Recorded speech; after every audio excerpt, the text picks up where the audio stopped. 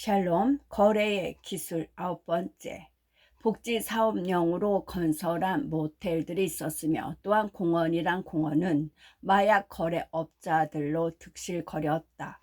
나는 뉴욕타임스가 센트럴파크 웨스터의 84번가에 있는 콜럼버스 에버뉴 사이에 위치한 이 볼록에 관해 장문의 기사를 쓴 것을 기억하고 있다. 얼마나 거친 곳이었던가. 설사 그렇다고 해도 이 모든 것들이 얼마나 쉽게 변할 수 있는가를 보려고 한다면 그렇게까지 멀리 바라볼 필요도 없다. 웨스트 84번가는 거칠기 짝이 없는 거리들이었지만 그래도 센트럴파크에서 불과 몇 발자국 떨어진 곳에는 젓갈색 사무로 지은 역사가 깊고 장엄한 건물들이 있었다. 또 특히 센트럴파크 웨스터나 리버사이드 드라이브와 같은 대로들에도 큰 방들과 좋은 경관을 가진 아름답고 오래된 빌딩들이 있었다. 단지 시간이 좀 걸려서 그렇지 사람들은 언젠가는 그 가치를 찾아내기 마련이다. 1973년 여름 어느 날 나는 파산 회사들에 관한 방대한 서류철 중간에서 펜세트럴 레일로드라고 하는 한 철도 회사에 관한 신문 기사 한 편을 우연히 찾아냈다.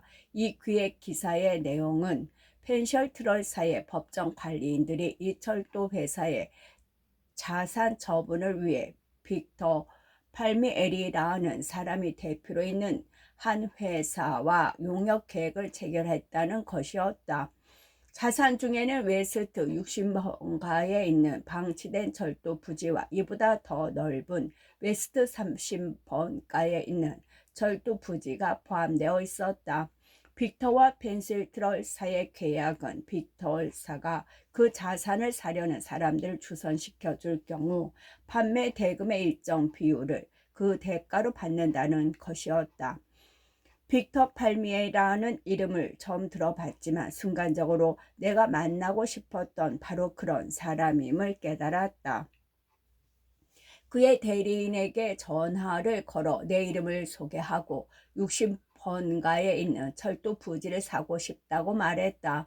가장 단순한 접근이 때로는 가장 효과적인 경우가 있다.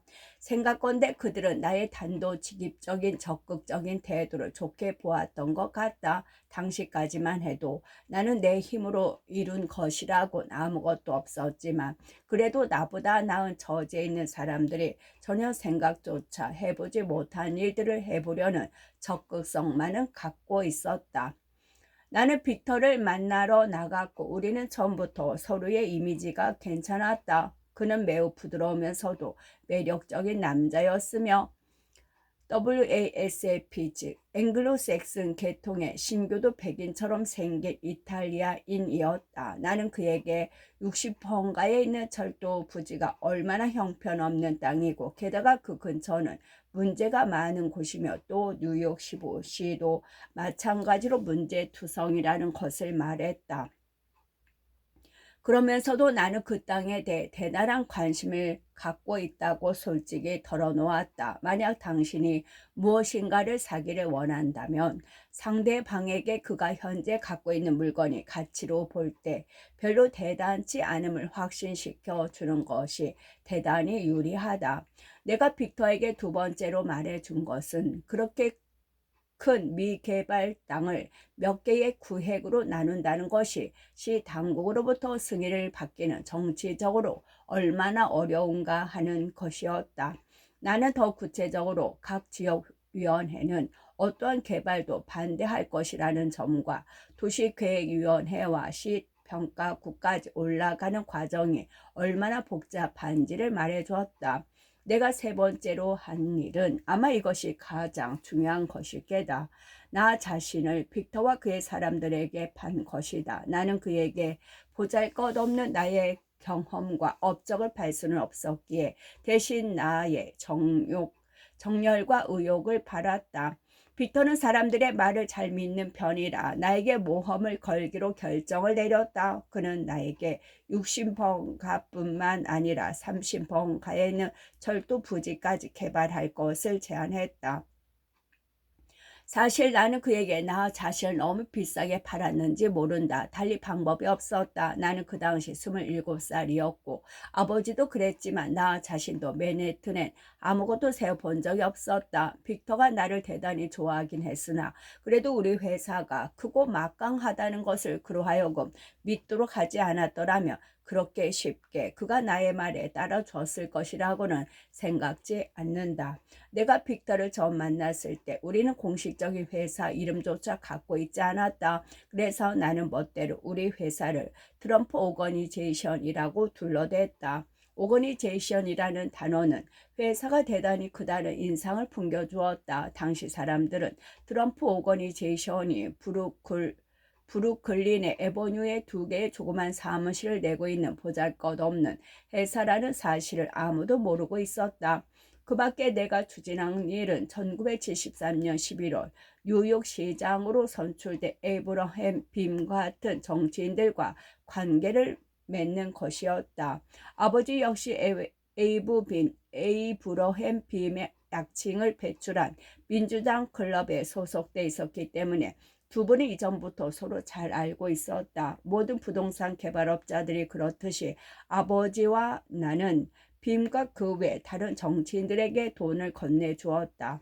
정치인들에게 돈을 건네준다는 것은 뉴욕시의 부동산 개발업자에게 매우 상식적이고 관행화된 일이었다. 그러나 우리는 대다수의 다른 부동산 개발업자들이 건네주는 액수 이상을 빔에게 주지는 않았다. 사실 나는 가끔 우리가 빔을 개인적으로 잘 알고 있기 때문에 오히려 그가 우리에게 특혜를 베풀고 있다는 인상을 풍기지 않기 위해 애써 노력하고 있다는 느낌을 받았다. 대신 나는 빔이 시장으로 재직하고 있던 4년간을 거의 대부분 웨스트 34번가에다 컨벤션 센터를 건설하기 위해 그 지역을 개발하는 일로 동분서주하며 보냈다. 당시 가치로 보건대 그 지역이 컨벤션 센터로 건설지로 가장 적합한 곳이었다. 이에 대해서는 뉴욕시의 거의 대부분이 거물급 사업가들이 우리의 생각을 지지했다. 그러나 정작 빔은 시장직을 그만두기 몇 주일 전까지도 우리의 생각에 전혀 지지를 나타내지 않았다. 공식 승인을 해주지 않은 것은 물론이었다. 1978년에 에드콕이 새로 시장으로 선출됐다. 우리의 부지를 컨벤션 센터 건설지로 최종 지정해준 장본인은 바로 그였다. 내가 아는 한 어느 누구도 도널드 트럼프와 에드콕이 개인적으로 친밀한 친구 사이라는 것을 거론하는 사람은 없었다. 처음부터 빅터와 긴밀한 관계를 맺음으로써 나는 단순히 그의 바이어라기보다는 사실상 그의 대리인으로서 일할 수 있게 되었다. 그것은 나에게 대단히 놀라운 것이었다. 우리는 60번가와 30번가의 철도 부지 구매해서 내가 독점권을 갖는다는 계약을 맺었다. 다만 그 땅을 구획화하고 펜센트럴사의 파산 문제를 취급하고 있는 법원의 승인을 받아야 하며 내가 미리 돈을 내놓아야 한다는 것을 제외한 모든 것에 승복한다는 것을 조건으로 달았다. 펜센트럴 사는 심지어 나의 개발 비용까지 대신 부담하기를 약속했다. 아직 확정되지 않은 구매자에게 판매자가 개발 비용까지 대준다는 것은 정말 놀라운 일이었다. 더구나 당신은 어느 누구도 부동산 개발을 원치 않고 있었으며 또 뉴욕시마저 죽어가고 있을 때였다. 오늘날의 시각으로 본다면 그것은 참으로 어리석은 거래로 보일 것이다. 하지만 우리는 멀리 내다봐야 한다. 한편 팔미에리는 나에게 언론과의 신뢰를 쌓는데 도움을 주었다. 어느 날 그가 밸런스지 기자로부터 왜 다른 사람들을 제쳐두고 트럼프를 선택했느냐는 질문을 받았을 때 그는 이렇게 대답했다. 그 땅은 정체를 알 수 없는 블랙홀에 불과할 따름이다. 우리는 그 땅에 흥미를 갖고 있는 거의 모든 사람들을 만나봤다. 그러나 그들 중 어느 누구도 우리가 무엇을 추진하려 하고 있으며 또 무엇을 필요로 하고 있는지 상상조차 하려 들지 않았다. 그러나 이제까지 이 젊은 친구 트럼프는 잘해왔다. 그는 마치 부동산 개발업자로서 19세기로 되돌아간 사람 같았다. 그는 실제보다 그릇이 더 큰 인물이다. 한때 내가 언론에다 나의 계획들을 과장하게 떠벌려 대면서 실제로는 아무것도 보여주지 못하고 있을 때 뉴욕의 한 거물급 부동산 업자가 나의 절친한 한 친구에게 트럼프는 대단히 허풍을 떨고 있는데 도대체 벽돌과 회반종은 어디에 있는가? 라고 비아냥거렸다고 한다. 나는 그 말을 듣는 순간 대단히 화가 났으며 그래서 1년 이상 그와 말을 하지 않은 것으로 기억한다. 그러나 돌이켜 생각해보면 그가 옳았던 것 같다. 자칫했으면 그 모든 것이 연기 속으로 사라질 수 있었다. 만약 그 최초의 사업들 중 하나라도 이루지 못했던들, 또 시로 하여금 웨스트 34번가에 있는 나의 땅을 컨벤션 센터 건설 부지로 선정하도록 설득하지 못했던들, 그리고 곧이어 그랜드 하얏트를 개발해 나가지 않았던들, 나는 아마 지금쯤 브루클린으로 되돌아가 임대업이나 하면서 지내고 있을 것이다. 나는 첫 번째 사업에 너무나 많은 것을 걸고 있었다. 1974년 7월 29일 우리는 트럼프 오거니제이션이 펜션 트럴사로부터 웨스트 59번가에서 웨스트 72번가까지 또 웨스트 34번가에서 웨스트 39번가까지에 이르는 두 개의 강변 부지 구매권을 6,200만 달러에 따냈음을 발표했다. 이 얘기는 뉴욕타임스의 일면을 장식했다. 나의 당초 계획은 그곳의 중산층들을 위한 임대주택을 건설하는 것이었다. 임대료는 방당 110달러 내지 125달러, 지금의 기준으로 보면 터무니없이 싼 편이었지만 당시에는 상당히 비싼 것으로 여겨졌다. 나는 미첼라마 프로그램으로부터 자금을 조달받을 계획을 하고 있었다. 당시 뉴욕시는 이 프로그램을 통해 건축업자들에게 낮은 이자로 장기 담보 융자를 해주고 있었으며 또한 세금 감면 혜택까지 베풀고 있었다. 이 프로그램은 원래 중상층들을 위한 주택 건설을 장려하기 위해 마련됐던 것이다. 빅터와 나 그리고 몇몇 빅터 사람들은 발표 한 달 전에 우리의 개발 계획에 관한 에이브 빔의 의중을 알아보기 위해 함께 그를 만났다. 그는 계속 우리를 격려했지만 막상 우리가 발표하고 난 뒤부터는 시의 각종 기관들, 이를테면 도시계획위원회, 시평가국, 그리고 지역위원회가 이 문제를 공식적으로 거론하기 전까지는 이에 대해 어떤 입장도 취할 수 없다며 거부 반응을 보였다. 그는 정치인이었으며 그래서 자신이 어떤 입장을 취하기 전에 바람이 어느 쪽으로 불고 있는가를 보고 싶어 했던 것이다.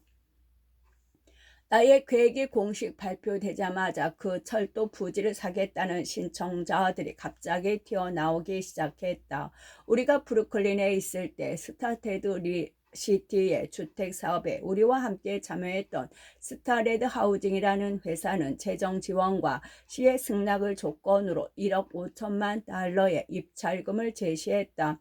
외관상으로 본다면 그들의 제시한 금액은 내가 제시한 것보다 많은 액수였다. 처음으로 인정하는 것이지만 나는 매우 경쟁을 좋아하고 또 승리를 위해서라며 합법적인 테두리 내에서 거의 모든 일을 마다않고 행하는 사람이다. 항상 그렇다는 것은 아니지만 타협을 하고 거래를 행하는 것은 다소 경쟁심을 훼손시키는 부분이 있다. 그러나 이 경우에는 스타레트가 합법적이지 못하고 또 그의 회사가 결코 그 사업에 가까이 가지도 못할 것이며 설사 그 사업을 따낸다 하더라도 그 부지를 성공적으로 개발해내지 못할 것이라는 확신을 나는 갖고 있었다.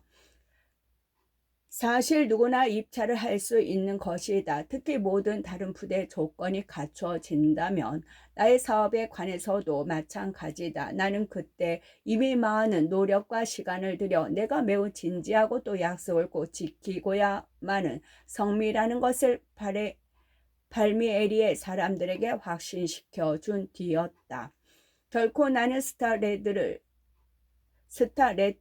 상대로 모험을 하는 것보다는 나의 $200만 제안을 계속 고수하는 편이 훨씬 지각 있는 일이라는 것을 팔미엘에게 확신시켜 주었다. 그러나 공교롭게 내가 그 부지에 대한 계획을 발표하고 경쟁을 물리친 지 1년도 못 돼서 뉴욕시의 경제 사정이 훨씬 더 악화되었다.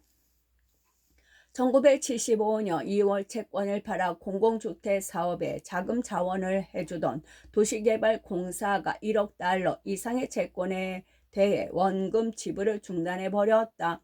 1975년 9월 재정위기 때문에 뉴욕시가 사실상 거의 모든 신규 주택 건설 사업에 대한 재정 지원을 중단할 것이라고 시장인 에이브 빔이 발표했다. 1975년 11월 뉴욕주 또는 향후 5년간 저소득 및 중상층을 위한 주택사업에 제공해 오던 재정 지원을 전면 중단할 것이며 여기에는 이미 가승인을 받은 수많은 건수의 시 개발 계획도 포함된다고 발표했다.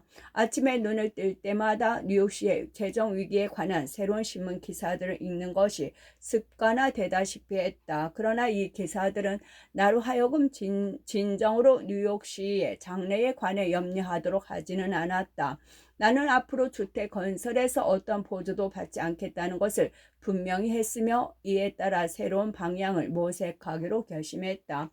나는 항상 웨스트 34번가의 부지가 새로운 컨벤션 센터로 건설하기에는 완벽한 곳일 거라고 생각했었다. 문제는 대부분의 다른 사람들이 다른 생각들을 갖고 있다는 것이었다. 뉴욕시는 지방의 유력한 사업가들로부터 많은 지원을 받았으며 허드슨 강변의 다른 부지인 44번가를 개발하기 위해 3년 이상이나 연구를 해왔다. 뉴욕시는 계획 단계에서만 $1,300가 소요됐다고 실토했으나 내가 아는 사람들은 그 액수가 실제로는 $3,000만 달한다고 말했다. 한편 뉴욕시가 신규 주택 사업에 대해 일체의 재정 지원을 해주지 않겠다고 발표한 수주일 뒤 빔은 또한 44번가 지역의 개발에 대해서도 뉴욕시는 더 이상의 지원을 동결할 것이라고 밝혔다. 나는 구획책정 전문가인 동시에 그때까지 44번가 지역에서 일해온 세뮤얼 린넨범이라는 다재다능한 변호사를 즉시 스카우트했다. 컨벤션 센터를 세우는 데 도움을 줄 만한 사람 중 내가 고용한 또 다른 사람은 특별히 정치 쪽으로 인맥이 있는 루이스 션사인이라는 매우 헌신적인 여성이었다. 루이스는 휴 캐리가 1974년 뉴주지사로 출마했을 때 그의 재무 담당관이었다. 그녀는 또한 당시 뉴욕주의 민주당 회계관이기도 했다. 처음에 그녀는 실질적으로 한 푼의 봉급도 받지 않고 나를 위해 봉사했다. 후 그녀는 우리 회사의 이사가 되었다. 내가 이처럼 부지를 개발하기 위한 팀을 모으고 있을 때 뉴욕시와 뉴욕주는 자신들 나름대로 대안을 생각하고 있었다. 즉 컨벤션 센터를 맨해튼 남쪽 세계무역센터 맞은편에 있는 배터리파크 시티에 세운다는 것이다. 내 생각으로는 웨스트 44번가와 배터리파크 두 곳은 모두 매우 잘못된 선택이었다. 그러나 나의 입장을 내세운다는 것은 또 다른 문제였다. 공개적으로 싸움을 벌이기는 원했지만 당시 나는 무명인에 불과했다. 나의 부지에 대한 일반인들의 관심을 끌고 그들로부터 지지를 받으려면 우선 나에 관한 프로필을 높여야만 했다. 나는 최초의 기자회견을 갖기로 결심했다. 루이스와 뉴욕시의 홍보 담당 책임자인 하워드 루벤스타인이 몇몇 영향력 있는 인사들의 지지를 이끌어내는 데 도움을 주었다. 그 중에는 뉴욕주 상원의 다수당 리더인 맨프레드 오렌스타인과 뉴욕 정치계에서 대단한 영향력을 갖고 있는 노사 문제 담당가 시어도 길도 포함되어 있었다. 길은 기자들에게 회견의 요점을 전달해 주었다. 그는 배터리 파크에 새로운 컨벤션 센터를 세우는 것은 공동묘지에다 나이트클럽을 세우는 것과 같다고 말했다. 우리 쪽에서는 34번가의 기적을 이라는 기치를 내걸었다.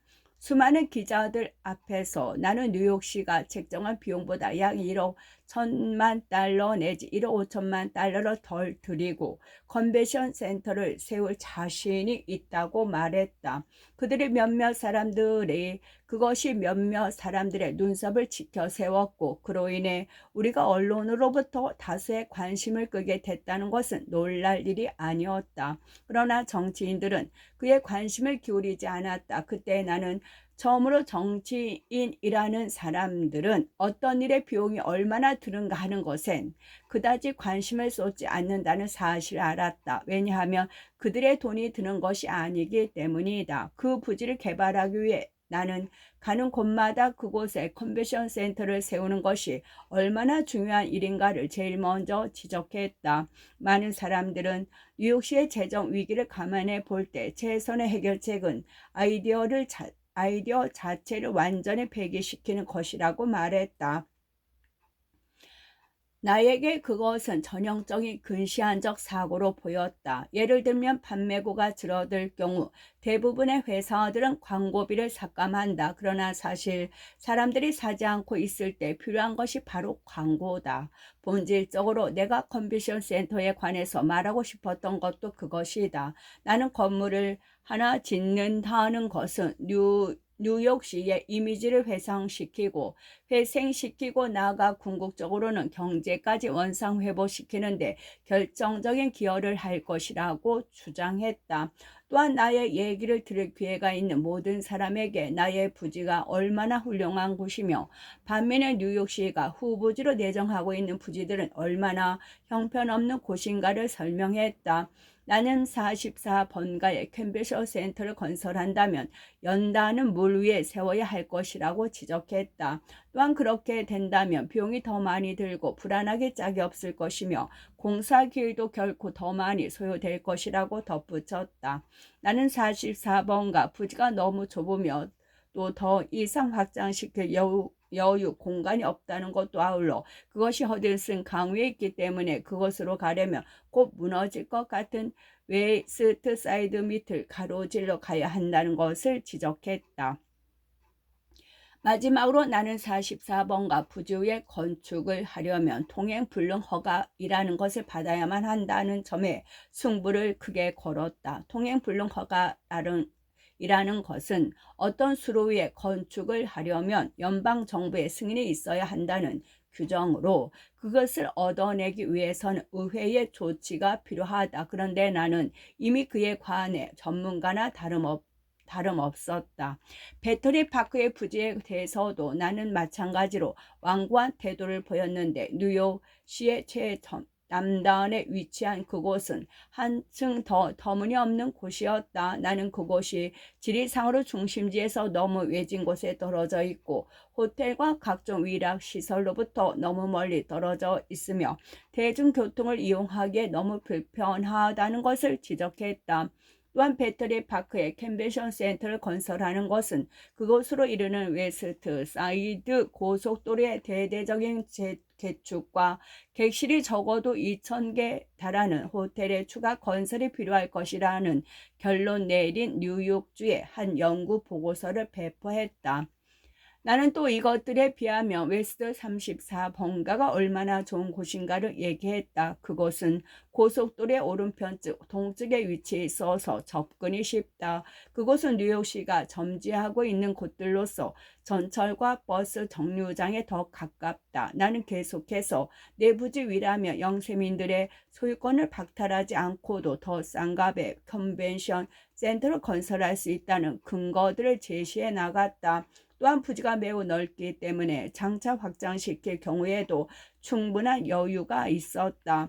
뉴욕시의 자문관인 로버트 와그너가 지도하고 있던 대학생들이 자체적으로 조그만 연구 활동을 벌여 우리 부지가 컨벤션 센터 건립에 최적지라는 평점을 주었는데 나는 용케 그 보고서를 입수하여 와그너 리포트라는 이름을 붙였다. 그러나 그 같은 명명은 별다른 효과를 가져오지는 못했다.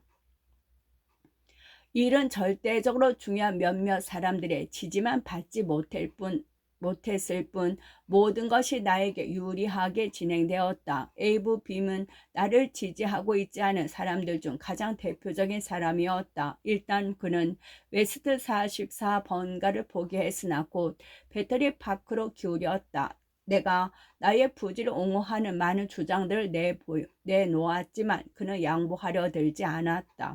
또 다른 반대자 중 중요 인물은 빈 밑에서 일하고 있는 부시장 존 주코티였다. 그는 온 시내를 돌아다니며 나의 부지에 대해 악평을 해댔다. 그가 그렇게 하고 다닌 이유는 언뜻 봐도 아무런 쓸모가 없는 곳에다 수백만 달러의 공공자금을 쏟아넣고 또 그의 인생 중 적어도 몇 년을 그곳에다 허비했다는 것을 인정하고 싶지 않았기 때문이라고 나는 확신한다.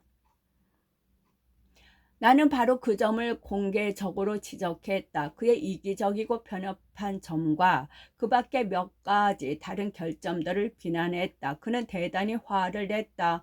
그와 나의 싸움은 언론의 상당한 관심사였으며 지금 생각해보면 그것은 오히려 나를 이롭게 하는 결과를 낳았다. 그것은 생각지도 않은 방법으로 나의 부지가 갖고 있는 이점들을 널리 선전해 주었다. 결국 우리는 모든 다른 사람들을 꺾고 승리했다. 우리는 결코 포기하려 들지 않았고 그로 인해 반대자의 목소리는 서서히 사그라지기 시작했다. 그러나 1977년 빔은 다른 대체 부지들을 연구할 새로운 위원회를 구성했다. 그 위원회는 우리가 가장 적합한 부지를 갖고 있다는 결론을 내렸다. 이에 근거하여 빔은 그의 말 시장직을 떠나기 직전 마침내 우리를 지지했다. 그러나 끝까지 그의 지지를 공식화해주는 서명만은 하지 않은 채 떠났다.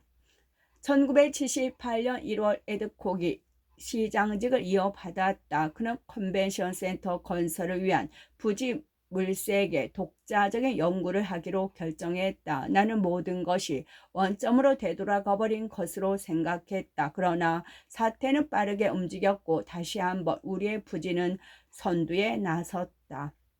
1978년 4월 마침내 뉴욕시와 뉴욕주는 34번가 부지를 구입하여 그곳에다 컨벤션 센터를 건설하기로 결정했다. 이것은 금전적으로보다는 상징적인 의미에서 나의 승리였다. 내가 투자한 그 모든 시간에 비한다면 나는 당연히 받아야 하는 것보다 훨씬 적은 대가를 받았을 뿐이다.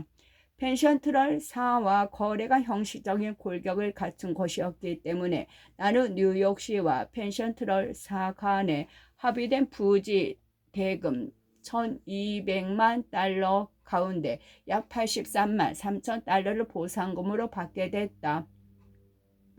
그러나 나는 만약 뉴욕시가 컨벤션 센터의 이름을 우리 가문의 이름을 따서 짓는다면 이 돈을 전부 포기할 수 있다고 제안했다. 이 제안으로 비난을 많이 받았지만 결코 변명 따위는 하지 않는다. 만약 트럼프 가문이 없었더라면 뉴욕의 새로운 컨벤션 센터는 존재하지 않았을 것이다.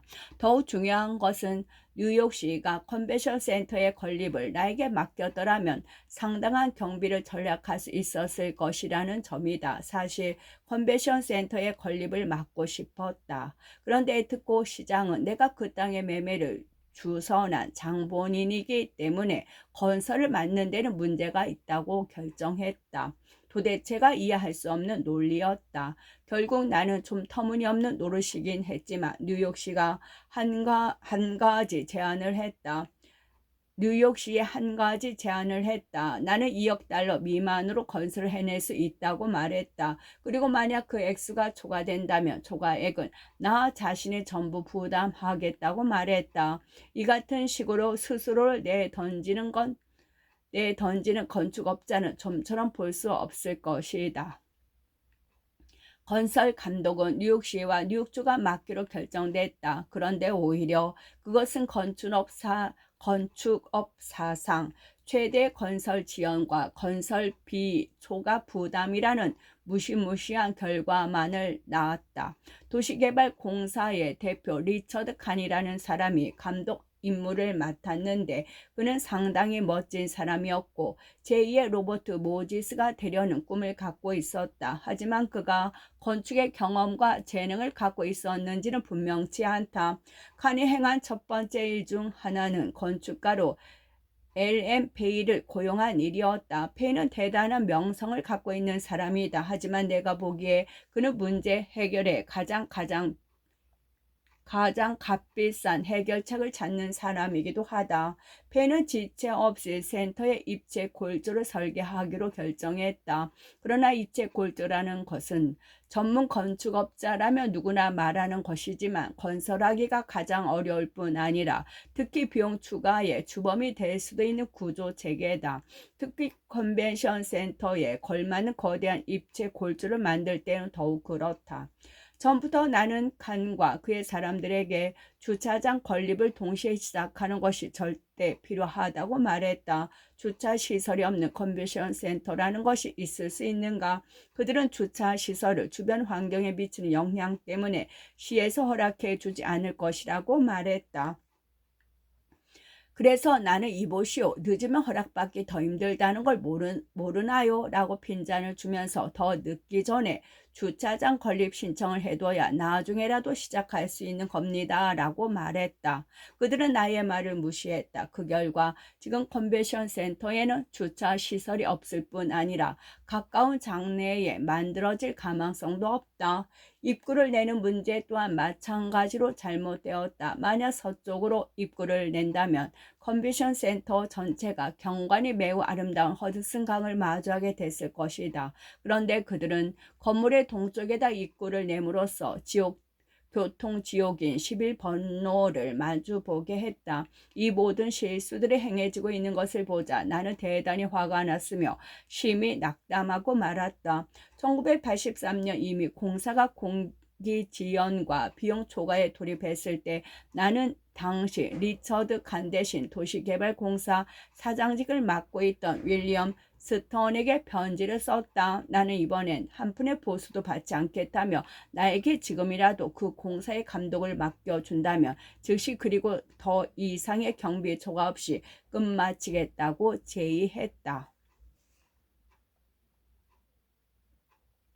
나의 제의는 거절되었고 결국 일은 더욱 크게 꼬였다. 지난해 1986년 결국 공사가 끝나긴 했으나 예정보다 4년이 지연되었으며 비용 초과는 2억 5천만 달러에 달했다. 그러나 이자, 즉 공사 기간 동안의 선불 경비, 자산이 이익을 올리지 않는 기간 동안 발생하는 일종의 이자 비용까지 계산한다면 전체 공사 비용은 7억 달러가 초과된 10억 달러쯤 될 것이다.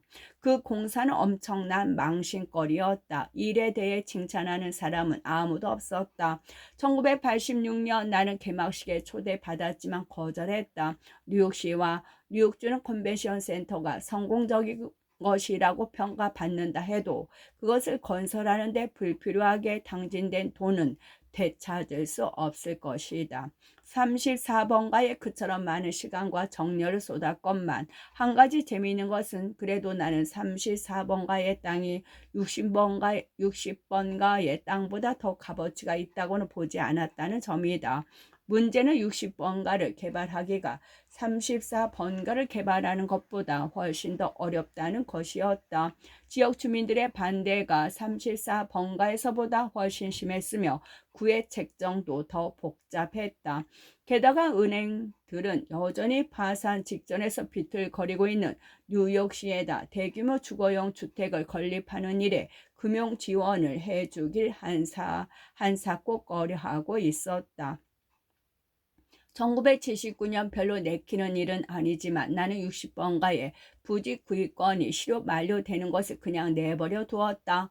그럼으로써 대신 더 짧은 시간 내에 그 대가를 보상받을 수 있을 것으로 보이는 다른 사업에 정신을 집중시킬 수 있었다.